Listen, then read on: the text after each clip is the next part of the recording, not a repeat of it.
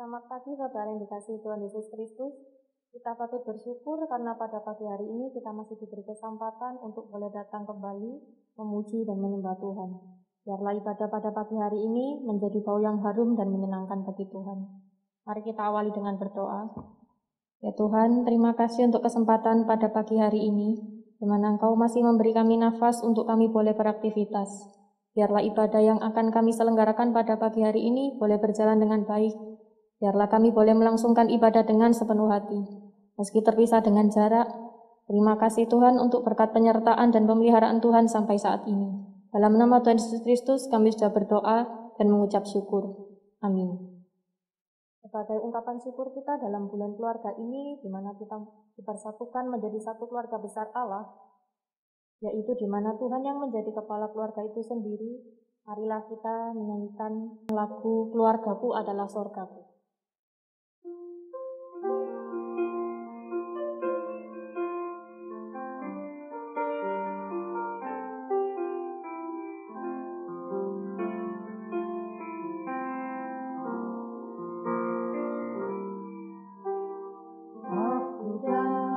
Seisi rumahku akan selalu menyembahmu, Tuhan dan Raja aku, di dalam kasih karunia-Mu yang hidup saling melayani dan melayani-Mu. Bila Tuhan menjadi kepala rumah ini, maka berkat kehidupan tercurah selalu. Datanglah kerajaan-Mu, jadilah kehendak-Mu. Ku alami setiap waktu, keluarga-Ku adalah surgaku.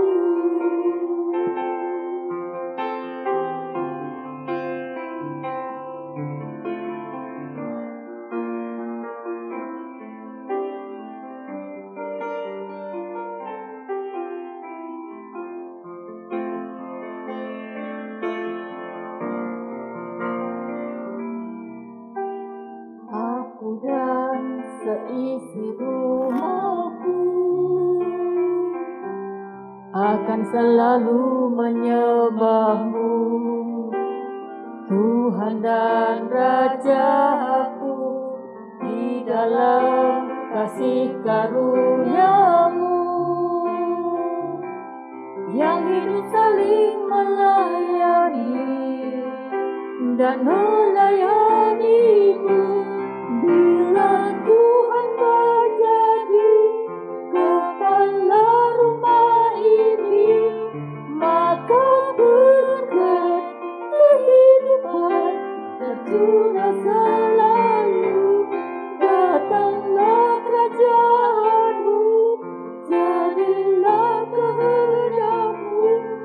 Ku alami setiap waktu, keluarga-Ku adalah surgaku. Keluarga-Ku adalah surgaku.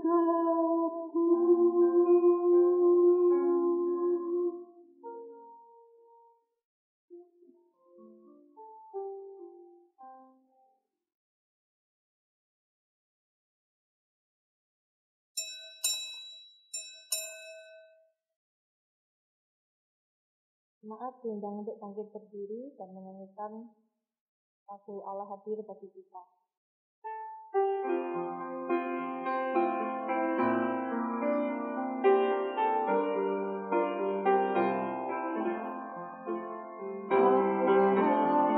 Hadir bagi kita dan hendak memberi berkat, melimpahkan kuasa Roh-Nya bagai hujan yang lebat.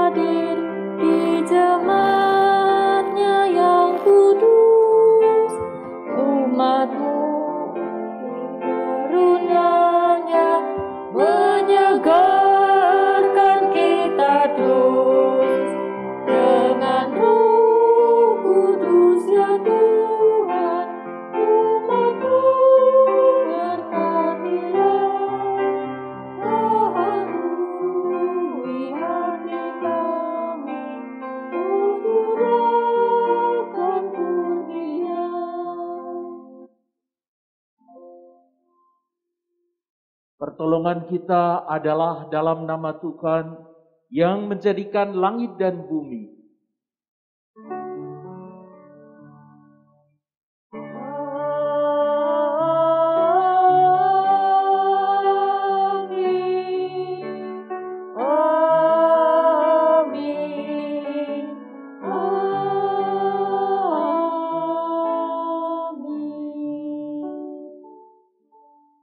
Kasih karunia dan damai sejahtera dari Allah Bapa kita dan dari Tuhan kita Yesus Kristus menyertai saudara sekalian. Dan menyertai saudara juga. Bapak, Ibu, dan saudara yang dikasihi Tuhan, kita sungguh bersyukur karena pada hari ini kita boleh bersama-sama datang untuk mempersembahkan ibadah kita bagi Tuhan. Ibadah hari ini mengambil tema hospitality lagi. Dalam bulan keluarga ini, hospitalitas menjadi sebuah pertanyaan. Karena ini merupakan sesuatu yang harus ada di dalam keluarga kita.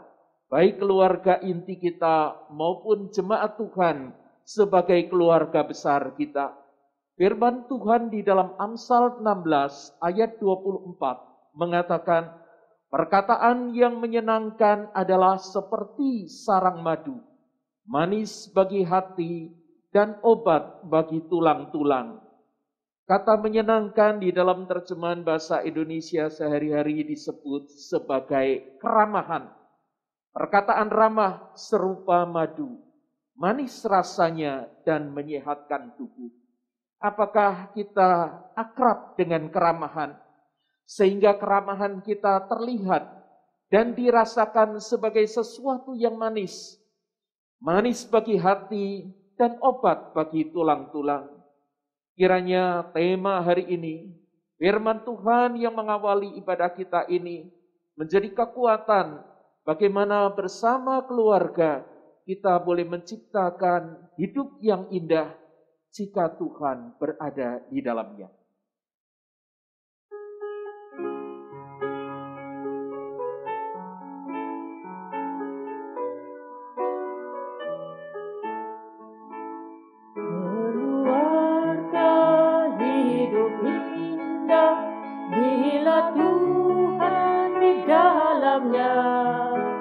Dengan kasih yang sempurna, Tuhan pimpin langkahnya.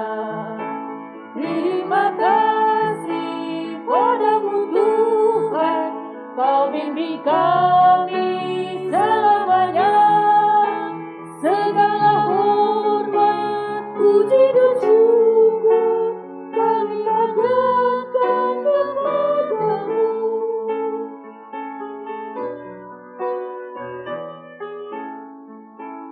Keluarga hidup indah bila Tuhan memimpinnya.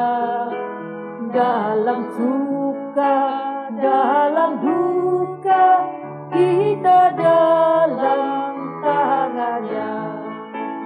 Terima kasih padamu Tuhan, Kau bimbing kami selamanya.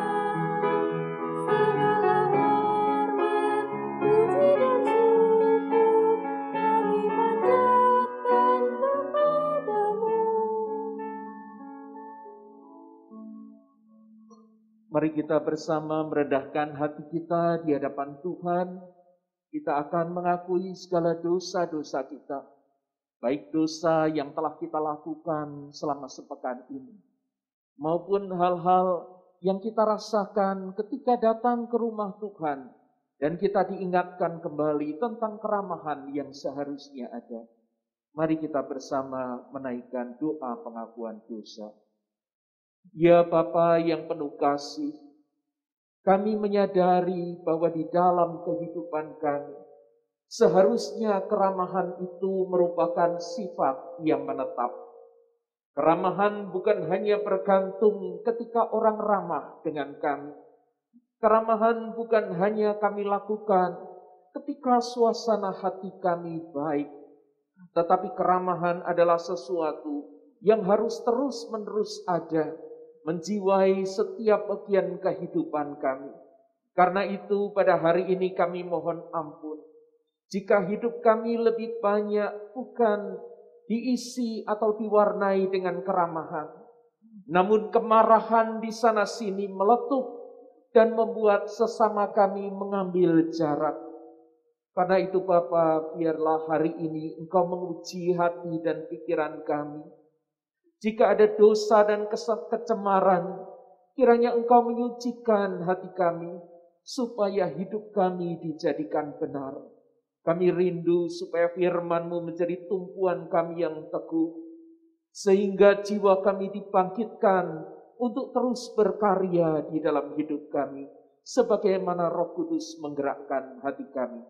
Ampuni jika di dalam sepekan ini kami melakukan hal-hal yang menurut kami baik, yang menurut kami benar, ternyata menjadi batu sandungan, yang melukai sesama, bahkan yang mendukakan hati-Mu. Ya Bapa, ampunilah kami, karena di dalam Kristus Sang Penebus, kami mempersembahkan pengakuan kami. Amin.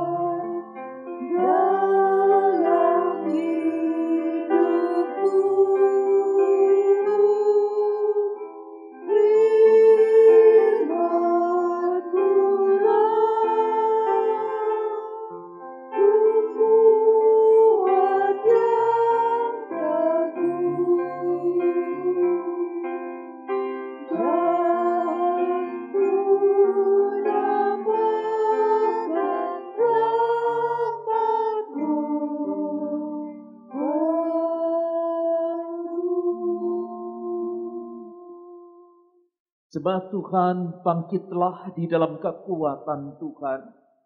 Karena Allah kita adalah Allah yang pengampun. Dia tidak membiarkan kita terus-menerus berbuat dosa.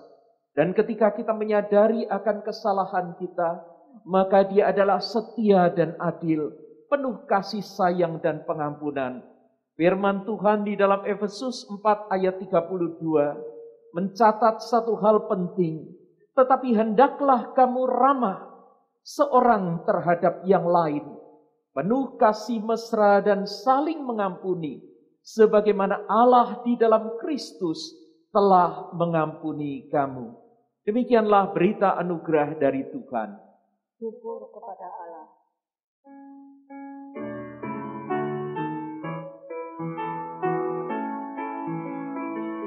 Bersukacitalah selalu, tunjukkan wajah gembiramu. Lihat teman di kanan kiri dan di sekitarmu, berikan salam damai, tenang kasih karunia, serta pengampunannya diberi. Minumlah dalam damai, seorang dengan yang lain, itu kehendak Tuhan bagimu.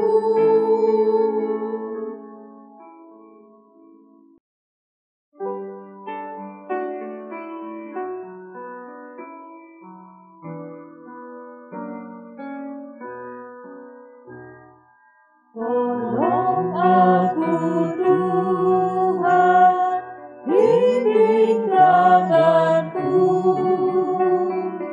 jangan sia-sia karya hidupku.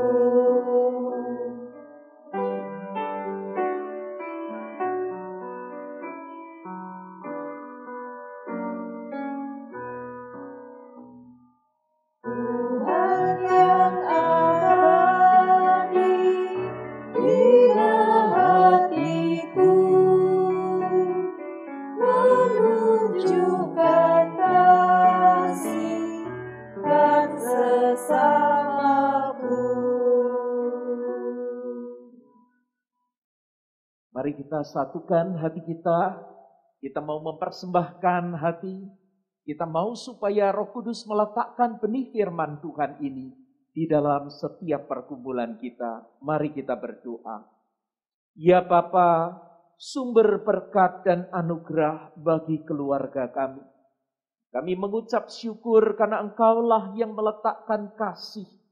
Bahkan Engkau yang memberikan pengampunan, di mana hospitalitas, keramahan boleh tumbuh dengan subur di dalamnya.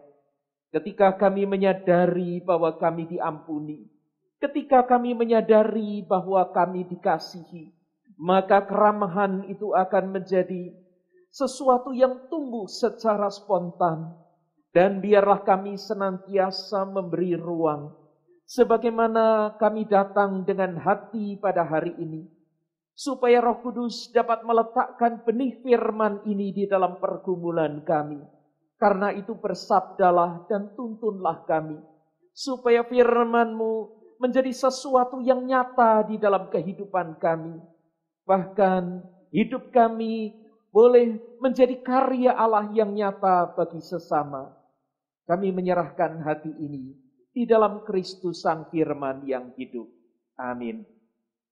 Jemaat yang dikasihi Tuhan, mari kita bersama membaca firman Tuhan dari Kisah Para Rasul pasal 28 ayat 1 sampai 11. Kisah Para Rasul pasal 28 ayat 1 sampai 11. Demikian firman Tuhan. Setelah kami tiba dengan selamat di pantai, barulah kami tahu bahwa daratan itu adalah Pulau Malta. Penduduk pulau itu sangat ramah terhadap kami. Mereka menyalakan api besar dan mengajak kami semua ke situ, karena telah mulai hujan dan hawanya dingin. Ketika Paulus memungut seberkas ranting-ranting dan meletakkannya di atas api, keluarlah seekor ular beludak karena panasnya api itu, lalu menggigit tangannya. Ketika orang-orang itu melihat ular itu terpaut pada tangan Paulus, mereka berkata seorang kepada yang lain, "Orang ini sudah pasti seorang pembunuh, sebab meskipun ia telah luput dari laut, ia tidak dibiarkan hidup oleh Dewi Keadilan." Tetapi Paulus mengibaskan ular itu ke dalam api, dan ia sama sekali tidak menderita sesuatu.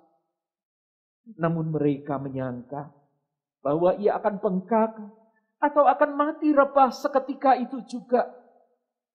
Tetapi sesudah lama menanti-nanti, mereka melihat bahwa tidak ada apa-apa yang terjadi padanya.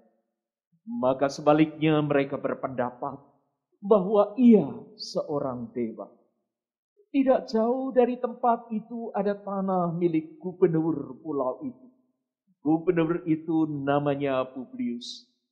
Ia menyambut kami dan menjamu kami dengan ramahnya selama 3 hari.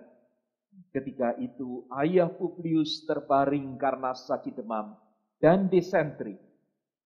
Paulus masuk ke kamarnya. Ia berdoa serta menumpangkan tangan ke atasnya dan menyembuhkan dia. Sesudah peristiwa itu, datanglah juga orang-orang sakit lain dari pulau itu, dan mereka pun disembuhkan juga. Mereka sangat menghormati kami, dan ketika kami bertolak, mereka menyediakan segala sesuatu yang kami perlukan. 3 bulan kemudian, kami berangkat dari situ naik sebuah kapal dari Alexandria yang selama musim dingin berlabuh di pulau itu. Kapal itu memakai lambang Dioskuri. Demikianlah firman Tuhan. Yang berbahagia adalah setiap kita yang mendengarkan firman Tuhan dan melakukannya di dalam kehidupan. Haleluya.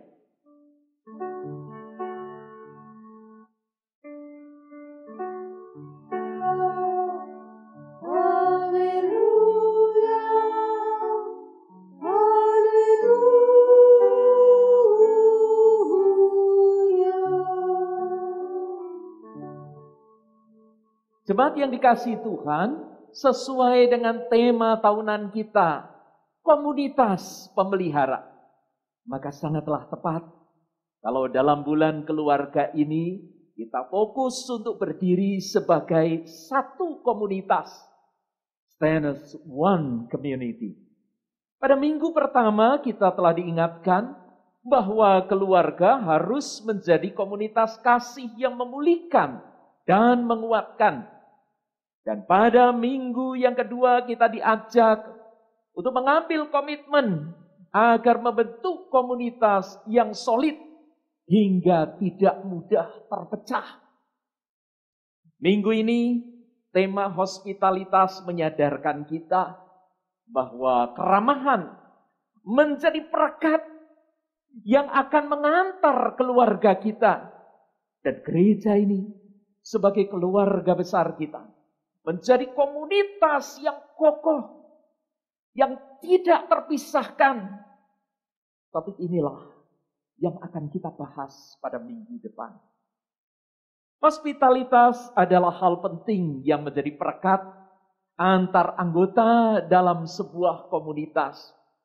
Inilah sebabnya kata hospitality diukir pada prasasti saat peletakan batu pertama GKI Wiyung. Bapak Ibu bisa melihatnya di bawah ya.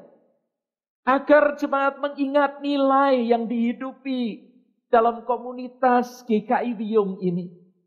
Serta memahami bahwa keramahan itu bukanlah suatu aktivitas yang sesekali saja. Atau bahkan merupakan paksaan. Namun ini merupakan identitas kita sebagai murid Kristus. Bapak Ibu dan saudara yang dikasihi Tuhan, Pulau Malta itu terletak di antara Pulau Sisilia dan benua Afrika.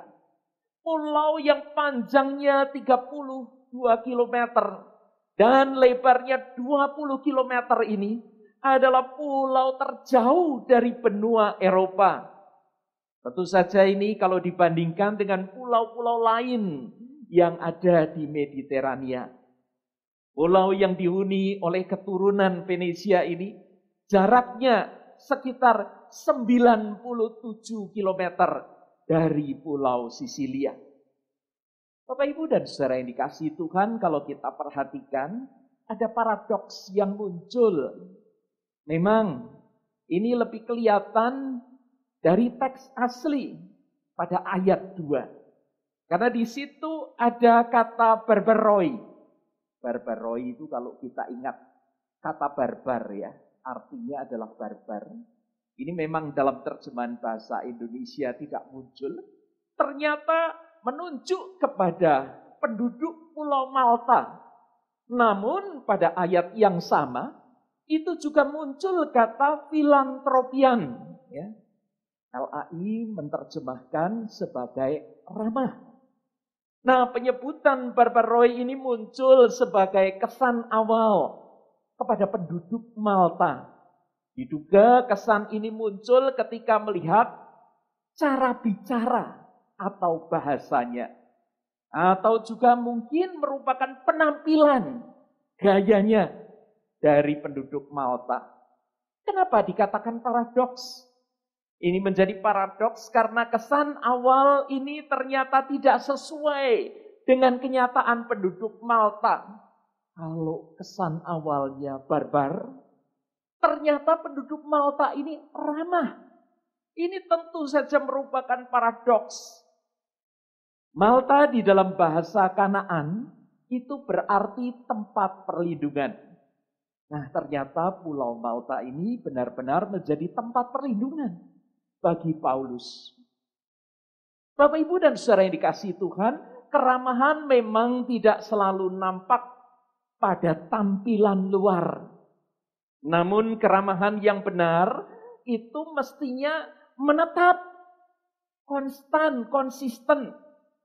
Juga disertai dengan ketulusan apa yang muncul dari dalam hati. Kadang-kadang keramahan ini tertutup oleh tampilan luar. Fisik yang keras, sikap yang kasar. Di sisi lain, keramahan yang tidak disertai ketulusan seringkali menjadi topeng kemunafikan yang menjebak. Ada orang yang dari luar kelihatan ramah, namun dia memiliki motivasi yang buruk. Bapak, Ibu, dan saudara yang dikasihi Tuhan, Paulus benar-benar menikmati keramahan dari penduduk Malta.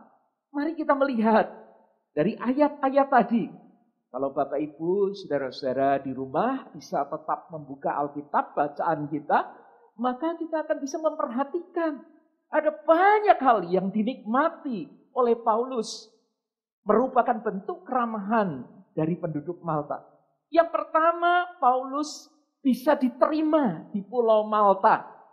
Lalu yang kedua, Paulus yang karam kapal ini mendapatkan kehangatan. Kehangatan itu memang muncul secara fisik, yaitu dari nyala api untuk berdiam, ya. Tetapi kemudian juga itu dirasakan bagaimana penduduk Malta ini ternyata menyambut dia dengan baik. Nah, Bapak, Ibu, dan saudara yang dikasihi Tuhan, kedua hal ini merupakan sesuatu yang penting dan baik sekali. Memang kalau kita memperhatikan, maka keramahan itu seharusnya menjadi modal penting. Meskipun seseorang itu tidak bisa langsung kelihatan dari luar sebagaimana keramahan itu muncul atau nampak. Tetapi bagi orang-orang Malta ini tadi, ternyata ketika mereka menyambut Paulus pada musim dingin, nah ini merupakan sesuatu yang tak pernah dibayangkan. Paulus yang karam kapalnya dan dia dalam kondisi yang seolah-olah sudah tidak berdaya lagi, tidak bisa berbuat apa-apa lagi. Ternyata akhirnya dia terselamatkan. Nah, yang ketiga, Bapak, Ibu, kita melihat Gubernur Publius. Gubernur Publius itu ternyata menyambut dan menjamunya dengan ramah selama 3 hari. Wah, nggak main-main ya Bapak, Ibu. Karena ternyata Gubernur Publius ini melihat meskipun Paulus ini adalah orang asing, entah karena dia mendengar ya sesuatu yang terjadi sebelumnya, apa yang dikisahkan oleh orang-orang pada saat itu, maupun mungkin dia melihat secara langsung. Tapi bagaimanapun Paulus yang merupakan orang asing ini akhirnya disambut dan dijamu selama 3 hari. Ya. Bapak, Ibu, ini adalah sebuah hal yang tak terlupakan bagi Paulus. Lalu kemudian kita melihat yang keempat, bahwa Paulus itu diizinkan tinggal di Pulau Malta selama musim dingin. Ya, kurang lebih ini berlangsung sekitar 3 bulan. Nah, Bapak Ibu dan saudara yang dikasihi Tuhan, betapa pentingnya arti Paulus berada di sana dan Paulus merasakan bahwa dia diterima. Karena kalau tidak, apa yang bisa dilakukan oleh Paulus? Karena kondisi karam kapalnya dan kondisi yang membuat dia akhirnya tidak bisa berbuat apa-apa. Bapak Ibu dan saudara yang dikasihi Tuhan, yang kelima, ternyata Paulus itu sangat dihormati. Paulus itu bukan hanya diterima dengan baik, tetapi kemudian Paulus itu menjadi orang yang sangat dihormati. Nah, kelima hal inilah kita merasakan bagaimana Paulus yang orang asing yang terdampar tetapi mendapatkan keramahan dari penduduk Malta. Hari ini firman Tuhan mengajarkan kita tentang 4 hal penting ya berkaitan dengan keramahan ini. Yang pertama kita akan belajar bagaimana keramahan itu seharusnya menjadi sifat dasar. Dan kalau keramahan itu berhasil menjadi sifat dasar, maka keramahan itu akan bisa menjadi berkat bagi diri kita maupun bagi orang lain. Keramahan ini bisa digerakkan oleh sifat dasar kita, tetapi bisa juga disebabkan oleh karena situasi yang terjadi. Ada dorongan dari dalam maupun dari luar, ya. Tetapi kalau bukan sifat dasar, maka keramahan ini akan tergantung situasi. Keramahan baru muncul karena adanya stimulus atau rangsangan dari luar. Misalnya orang lain ramah dengan kita, ya. Situasinya menggembirakan. Ada ajakan untuk ramah. Nah, ini merupakan contoh-contoh di mana seseorang itu bisa terpengaruh. Kemudian dia menjadi ramah. Tetapi kalau stimulusnya adalah negatif, ya, misalnya orang tidak ramah, situasi membuat emosi, maka kita bukannya ramah, melainkan kita malah bisa menjadi pemarah. Bapak Ibu dan saudara yang dikasihi Tuhan, betapa pentingnya keramahan itu kita pahami dan keramahan itu tumbuh terus-menerus dengan subur di dalam diri kita. Kalau keramahan itu menjadi sifat dasar, maka sekalipun situasinya begitu buruk, namun keramahan itu tetap menjadi identitas yang akan selalu muncul. Nah, Bapak Ibu dan saudara yang dikasihi Tuhan, pada mulanya Paulus itu mendapat kesan barbar tentang penduduk Malta, ya. Tapi kemudian dia tetap bersikap baik terhadap mereka. Hal ini terlihat ketika Paulus ikut ngambilin ya berkas ranting-ranting lalu meletakkannya di atas api. Ya. Kalau kita memperhatikan hal ini, maka kita bisa mengambil kesimpulan bahwa Paulus ini adalah orang yang ramah. Bahkan setelah ia digigit ular bludak, ia tetap duduk bersama dengan penduduk Malta itu. Bapak Ibu dan saudara yang dikasihi Tuhan, ular bludak itu adalah ular beracun. Ya, ular dari jenis famili Viperidae ini, itu kecepatan geraknya itu bisa mencapai 3,3 km per jam. Wah, luar biasa ya. Dan dia punya taring yang panjang untuk menyuntikkan racun yang mematikan. Beberapa kejadian ini seharusnya bisa membuat Paulus tidak lagi ramah. Suasana hatinya, ketakutannya, dan hal-hal lain mungkin yang tidak terlihat oleh kita bisa membuat resistensi atau membuat Paulus tidak ramah kepada penduduk Malta. Hari ini kita diingatkan untuk melihat, adakah keramahan ini dalam sifat dasar kita? Apakah kita masih sangat mudi bergantung situasi atau keramahan orang lain? Kalau mereka ramah sama saya, ya saya ramah dengan mereka. Tetapi kalau mereka tidak ramah, masa saya harus ramah duluan? Oh, sebagai jemaat Tuhan, keramahan adalah sesuatu yang tidak bisa ditawar. Amsal 15 ayat 1 mencatat, jawaban yang lemah lembut. Bahasa Indonesia sehari-hari menerjemahkan lemah lembut ini dengan kata ramah. Meredakan kegeraman, tetapi perkataan yang pedas membangkitkan marah. Komunitas murid Kristus harus proaktif, ya, mengawali sebuah keramahan. Inilah sebabnya keramahan itu harus menjadi sifat dasar bagi komunitas kita. Nah, yang kedua Bapak Ibu, kita akan melihat bahwa keramahan ini perlu diwujudkan. Kita juga belajar tentang keramahan dari penduduk Malta yang sekalipun belum mengenal Paulus, tetapi mereka bisa menunjukkan sikap ramah. Mereka mau menyambut. Setelah melihat bahwa ular yang terpaut di tangan Paulus itu menggigit Paulus, ya. Lalu kemudian mereka membayangkan bahwa Paulus itu akan mati. Di situ mereka mengira bahwa Paulus adalah seorang pembunuh. Ayat 4 ini mencatat bagaimana tafsiran terhadap pikiran mereka. Sebab meskipun telah luput dari laut, Dewi Keadilan tidak membiarkannya hidup. Meskipun dalam keadaan seperti ini, tetapi mereka masih tetap menerima Paulus itu masuk di dalam komunitas mereka. Nah, begitu juga dengan Gubernur Publius yang menyambut dan menjamunya dengan ramah selama 3 hari. Bukan hanya sebentar saja, berapa jam, 3 hari. Dan ini terjadi sebelum Paulus itu menyembuhkan ayah dari Gubernur Publius yang sakit demam dan disentri itu. Bapak Ibu dan saudara yang dikasihi Tuhan, contoh-contoh ini menunjukkan bahwa keramahan yang tidak hanya di batin saja, tetapi diwujudkan sehingga bisa dirasakan orang lain, ini merupakan sesuatu yang nyata. Betapa banyaknya keramahan yang hanya dibayangkan, dipikirkan, direncanakan, bahkan dibicarakan saja. Tidak pernah dilakukan. Keramahan seperti ini tidak ada artinya. Hanya teori, omong doang. Sekedar ucapan kosong.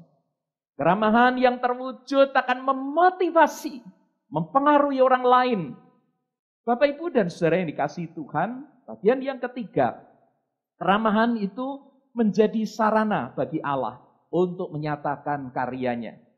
Tuhan memakai keramahan Paulus untuk membuatnya peduli pada ayah Publius yang terbaring karena sakit demam dan disentri di ayat 8 ya. Paulus berdoa serta menumpangkan tangan ke atasnya lalu menyembuhkan dia. Ini siapa? Kok kenapa Paulus itu sampai datang mendoakan menumpangkan tangan? Gak perlulah seperti itu ya. Tetapi kita melihat bahwa itu muncul di dalam diri Paulus. Paulus begitu peduli. Nah, hal yang sama juga dilakukan Paulus kepada orang-orang sakit yang lain dari pulau itu. Dan mereka pun disembuhkan. Ayat 9 mencatat itu. Kita melihat bahwa Tuhan bekerja di balik semuanya itu. Dia mengizinkan Paulus terdampar. Ini adalah tempat yang belum pernah diketahui sebelumnya. Digigit ular meskipun tidak sampai mati ya. Sehingga akhirnya mereka itu bisa menghormati Paulus. Lalu memberi waktu Paulus berada di sana selama musim dingin. 3 bulan. Bapak Ibu, kita kena pandemi ini berapa lama ya? Sudah banyak yang mulai sambat. Kenapa kok begitu lama? Saya sudah gak tahan lagi. Bapak Ibu, seringkali peristiwa-peristiwa semacam ini diizinkan oleh Tuhan terjadi. Bahkan kemudian kita melihat ketika Tuhan menyediakan kapal sehingga Paulus bisa kembali. Bayangkan kalau Paulus tidak pernah kembali. Itu tetap merupakan satu pulau terasing. Sampai mati Paulus di sana. Bahkan kemudian menggerakkan penduduk itu untuk menyediakan bekal, membekali Paulus pada waktu pulang. Kalau kita perhatikan terjemahan bahasa Indonesia sehari-hari, ayat yang ke-10 itu mencatat, mereka memberikan kepada kami banyak hadiah. Ya, ketika kami hendak berlayar, mereka membawa ke kapal semua yang kami perlukan untuk perjalanan kami. Bapak Ibu, Tuhan mau berkarya dengan melibatkan gerejanya. Keramahan jemaat GKI Wiyung menjadi sarana bagi Allah untuk menyelamatkan sesama kita. Apakah kita siap untuk mengambil bagian kita ini dengan sukacita, bukan dengan bersungut-sungut? Nah, bagian yang terakhir keempat, keramahan sifatnya menular, memotivasi, dan mempengaruhi orang lain.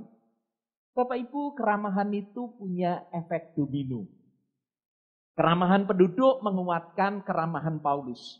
Keramahan Paulus menimbulkan simpati Gubernur Publius. Sambutan dan tumpangan Publius memungkinkan Paulus untuk mempedulikan dan menyembuhkan ayahnya yang sedang sakit. Bayangkan, seandainya semuanya ini tidak ada yang mengawali, tidak ada yang mulai, mungkin yang akan terjadi berbeda. Jika penduduk menolak Paulus, Paulus antisipasi terhadap mereka. Gubernur kemudian menangkap Paulus. Orang asing ini, siapa ini, apa maunya, jangan-jangan akan menjadi mata-mata.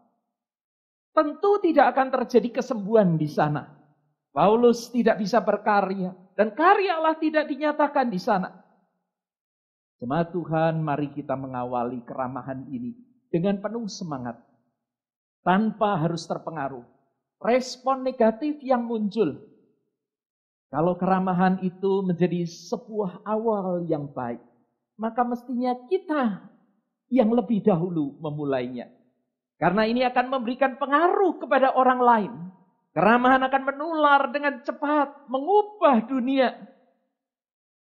Apakah jemaat GKI Wiyung akan mengawalinya?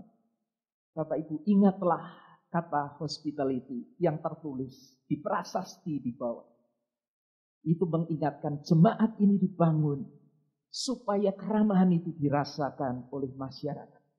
Mari kita mengambil saat hening sejenak. Biarlah apa yang Tuhan mau nyatakan melalui keramahan kita. Keramahan yang dipakai untuk menjangkau jiwa-jiwa itu. Biarlah sungguh boleh terlihat buktinya. Mari kita memasuki saat hening.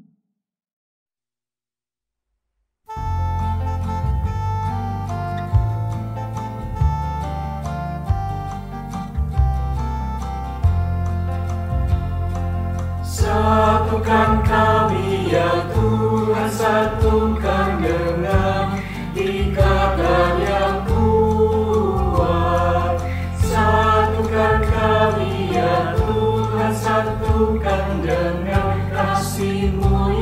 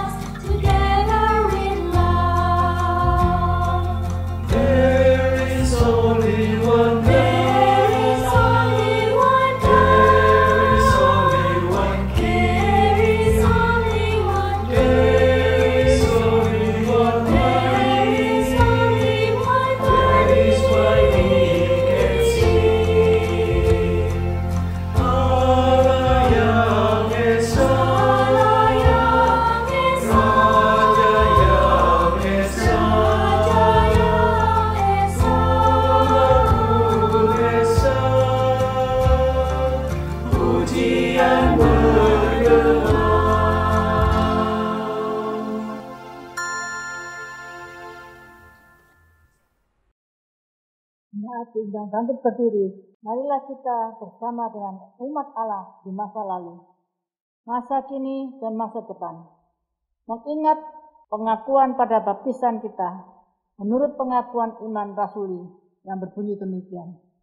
Aku percaya kepada Allah, Bapa yang Maha Kuasa, Khalik langit dan bumi, dan kepada Yesus Kristus, anaknya yang tunggal Tuhan kita, yang dikandung dari Roh Kudus, lahir dari anak darah Maria, yang menderita sengsara di bawah pemerintahan Pontius Pilatus, disalibkan, mati dan dikuburkan, turun ke dalam kerajaan maut.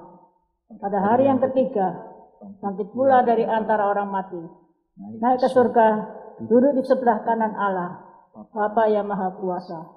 Dan dari sana ia akan datang untuk menghakimi orang yang hidup dan yang mati.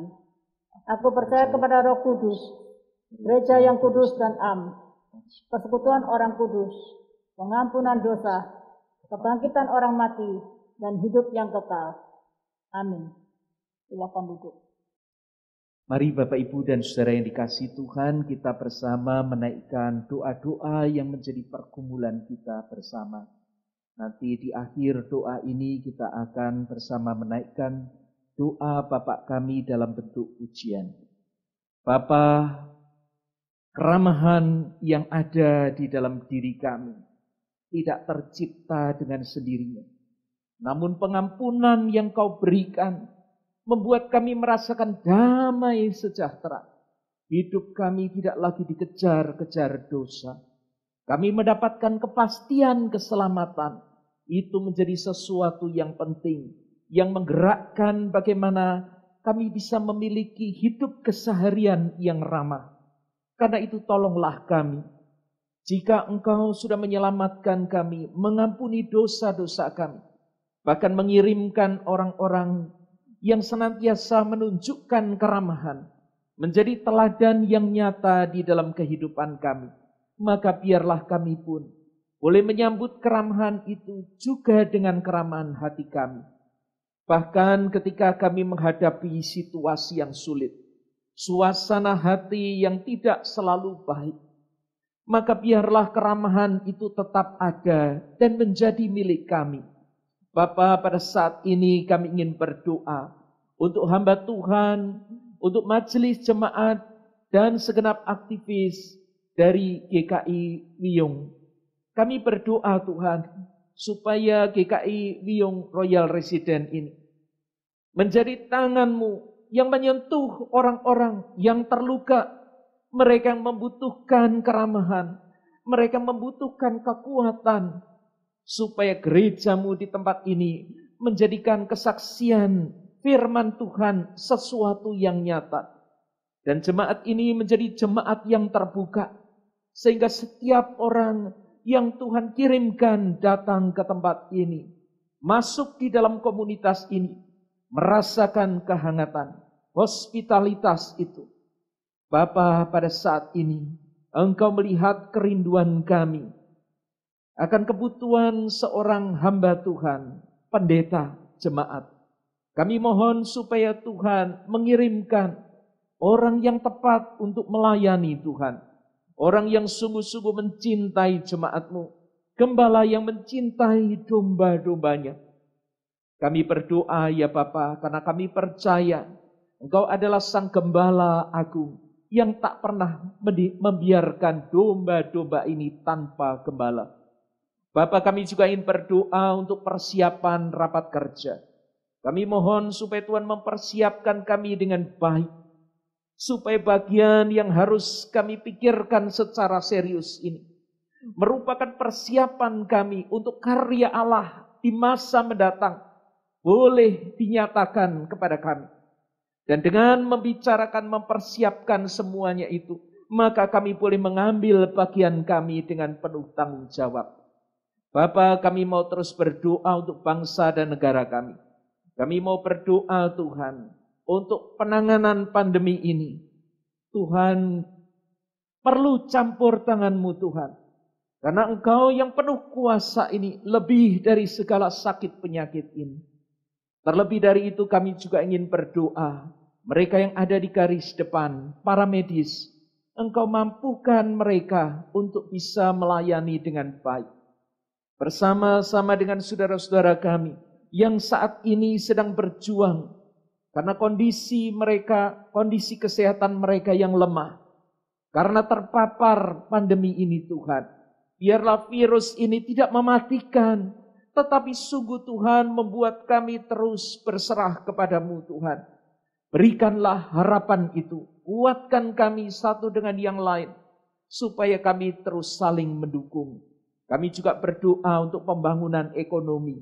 Kami berdoa Tuhan, untuk berbagai hal yang harus dilakukan oleh para pemimpin kami di pemerintahan. Tuhan tolong untuk mereka mengerjakan bagian mereka dengan baik. Ya Bapa, kami mengucap syukur untuk firman-Mu yang indah di dalam bulan keluarga ini. Maka biarlah kami terus memperhatikan keluarga kami, keluarga inti kami, maupun jemaat sebagai keluarga besar kami. Karena disitulah kami dibangun, dan disitulah kami boleh melayani bersama. Karena itu kami mau menyerahkan seluruh permohonan dan syukur kami ini di dalam Yesus Kristus yang telah mengajar kami berdoa.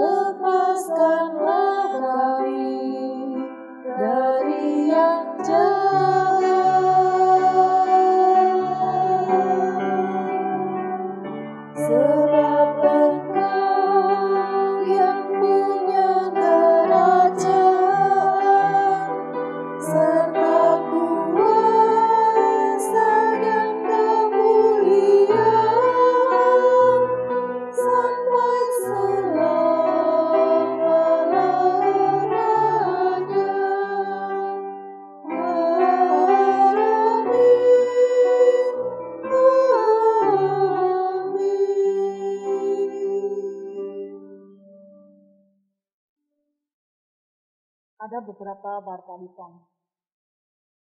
Pemahaman Alkitab akan diadakan pada hari Kamis 24 September 2020 pukul 7 malam dipimpin oleh Pendeta Sandi Nugroho. Doa pagi pada hari Sabtu 26 September 2020 pukul 5 pagi dipimpin oleh Penatua Pre Sukisno.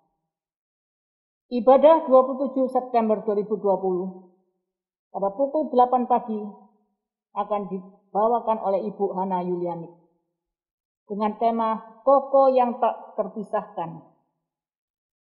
Gerakan kasih.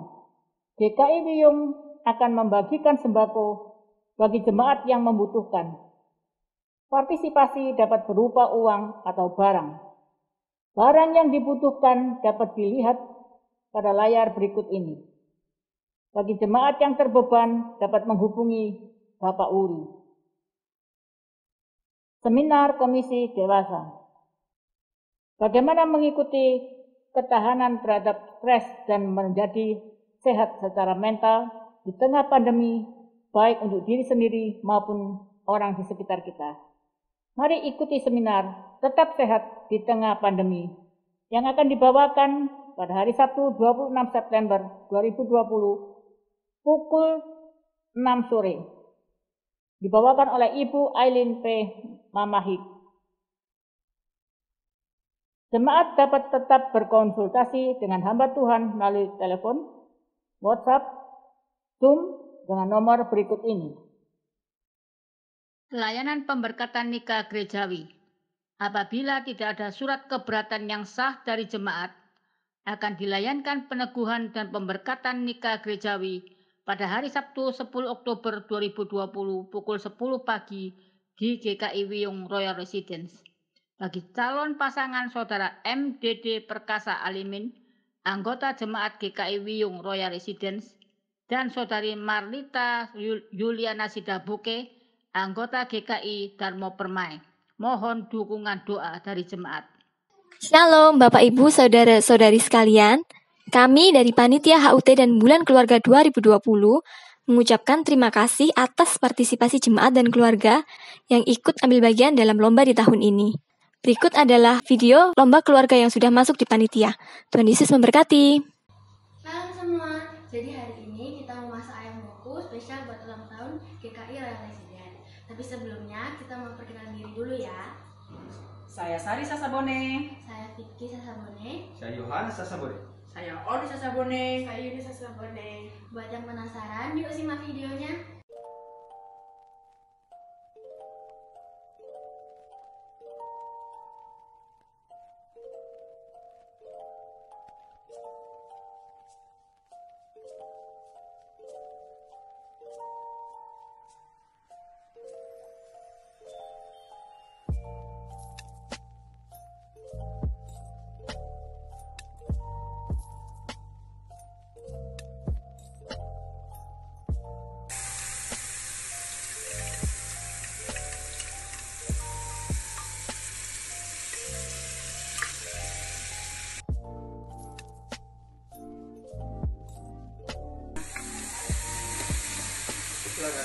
Curahkan air ya.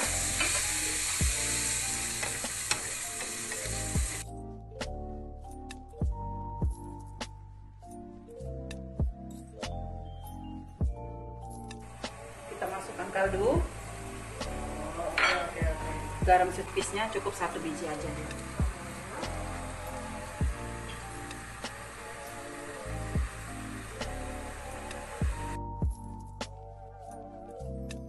Siap untuk disantap, enak banget.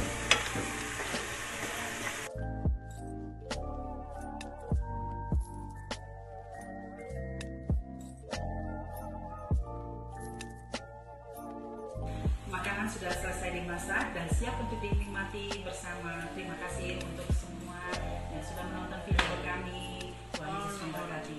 Bye. Kami mau membuat planting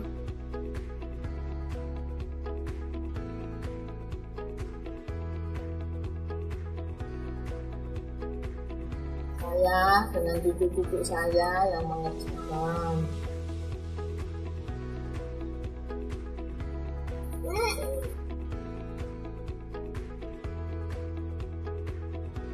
Saya membuat tradisionalnya yaitu petolo yang seringkali ngangenin ya, saudara. Memang pembuatannya agak rumit.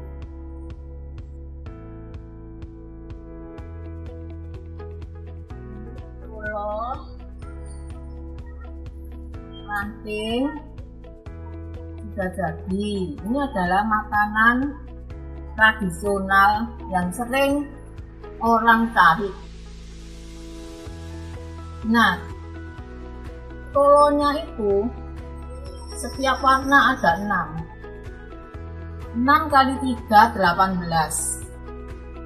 Dan ini sebagai simbol bahwa memperingati 18 tahun GKI Wiyung Royal Residence. Sungguh bersyukur kita semua boleh menikmati anugerah Tuhan selama 18 tahun ini. Semoga kedepannya kita akan lebih lagi untuk memuliakan nama Tuhan. Ini kedua cucu saya yang tadi ikut membantu. Tapi karena anak-anak habis selesai bantu pergi main.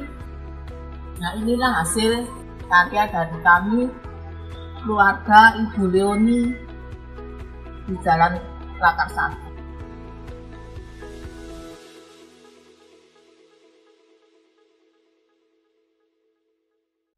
Nats persembahan. Lukas 6 ayat 38. Berilah dan kamu akan diberi. Suatu takaran yang baik, yang dipadatkan, yang digoncang dan yang tumpah keluar akan dicurahkan ke dalam tibaanmu.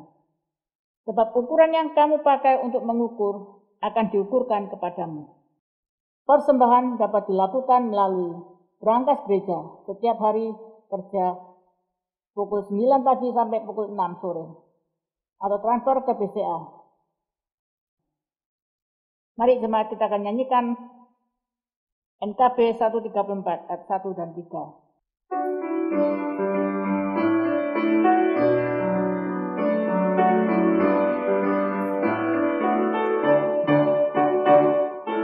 Terima kasih ya Tuhanku atas hari pemberianmu, hari baru limpah rahmat dan dipenuhi oleh kasih-Mu.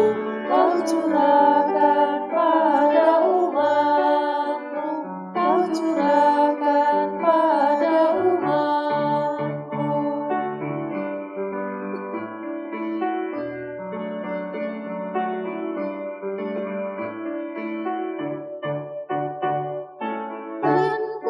Pakai waktu itu melakukan tanggung jawabku dan menolong sesamaku menurut firman serta karya-Mu. Karena itu makna kasih-Mu, karena itu makna kasih-Mu. Jemaat diundang bangkit berdiri. Bapak, kami bersyukur karena hari ini Tuhan mengingatkan kami melalui firman-Mu bagaimana keramahan Tuhan harus menjadi sifat kami sebagai anak-anak Tuhan. Pada saat ini Tuhan, kami membawa persembahan kami kepadamu. Terimalah Tuhan, bukan cuma uang kami, tapi hidup kami, pakailah menjadi alat kemuliaan Tuhan. Sehingga ketika orang melihat kami, mereka boleh melihat Tuhan hidup di dalam hidup kami. Inilah syukur kami Bapak. Di dalam Kristus kami berdoa dan mengucap syukur. Amin.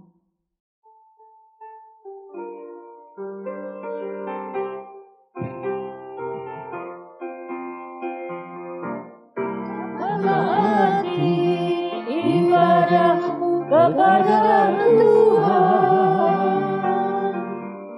bila tiada rela sujud dan syukur, apalah arti ibadahmu kepada Tuhan, bila tiada hati tulus dan syukur. Ibadah sejati jadikanlah persembahan, ibadah sejati kasihilah sesamamu, ibadah sejati yang berkenan bagi Tuhan, jujur dan tulus ibadah murni bagi Tuhan.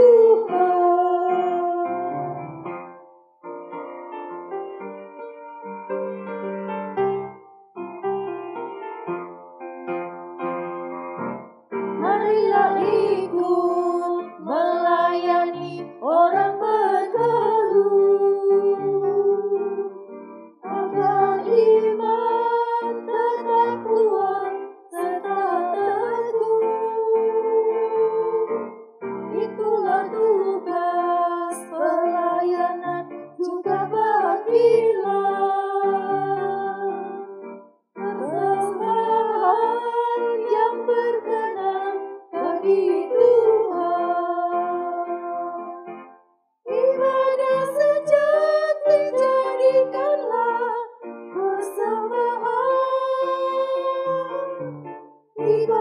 sejati kasihilah sesamamu.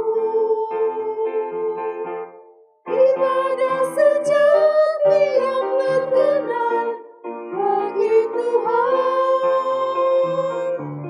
Jujur dan tulus ibadah murni bagi Tuhan. Jemaat yang dikasihi Tuhan, biarlah keramahan kita terbaca oleh setiap orang. Mereka merasakannya dan mereka diubahkan sehingga hidup mereka pun diliputi oleh keramahan. Karena itu mari arahkanlah hatimu kepada Tuhan. Kami mengarahkan hati kami kepada Tuhan. Jadilah saksi Kristus. Syukur kepada Allah. Terpujilah Tuhan. Kini dan selamanya.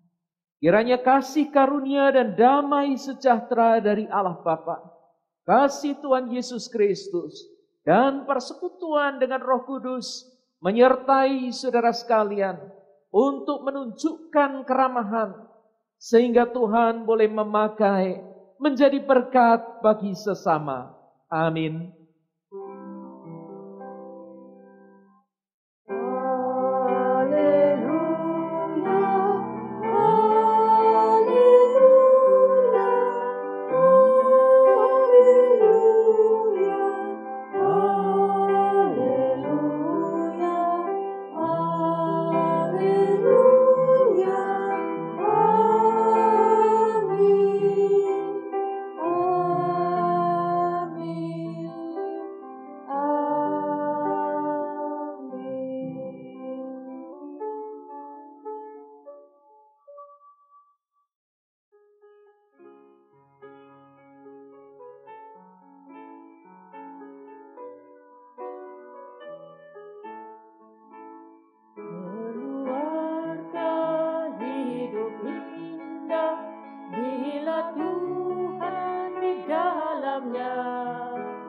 Dengan kasih yang sempurna, Tuhan pimpin langkahnya.